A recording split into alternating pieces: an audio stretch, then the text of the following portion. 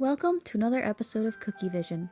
In this video, I'm going to be making a pot of gold for St. Patrick's Day. So I'm starting off with a cauldron-shaped sugar cookie, and I'm outlining it with a number 2 tip and with a piping consistency black royal icing. And I didn't outline all the way up to the top just because I want to leave some room for the gold that I'm going to be putting in.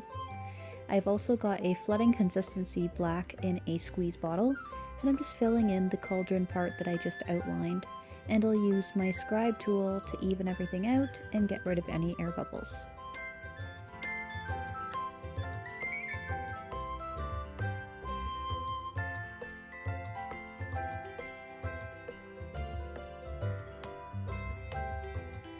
Now I want this cookie to dry thoroughly before the next step, so I would at least let it dry for a few hours, though I did let it dry overnight in this case, just to be on the safe side. I've got my stencil genie here fitted with a polka dot stencil, and I'm using a piping consistency black royal icing over top and my offset spatula, and I'm just spreading it out and getting it into the little polka dot shapes. And when I'm left with a very thin layer, I just lift it off carefully, and I should be left with a polka dot pattern. Sometimes you'll get a few little polka dots that are kind of stragglers, so you could just use your scribe tool to get rid of them or to neaten it up a little bit. And you can see how that looks. It gives it a little bit of extra texture, as opposed to just leaving it solid black. I've also got some piping consistency gold royal icing here with a number 2 tip, and I'm just roughly putting in a pile of gold in the top, just kind of make it look like a bit of a cloud almost. And let that set over just a little bit, and then pipe some rough dots over top.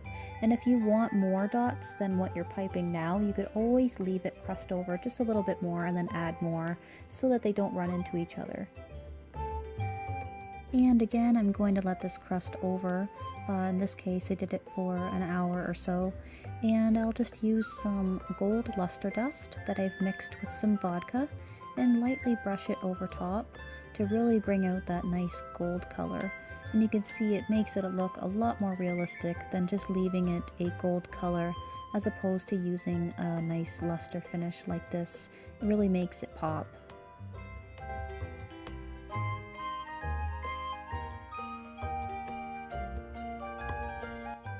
And to finish it off, I've just got some black royal icing here again, a nice piping consistency, and a number 2 tip.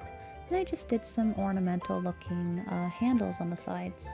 And there we go, we've got a pot of gold for St. Patrick's Day. And these pots of gold would go great with any of my other St. Patrick's Day sugar cookies. You can see more designs in my video library. Thanks for watching, guys. Be sure to like me on Facebook and on Instagram. Bye!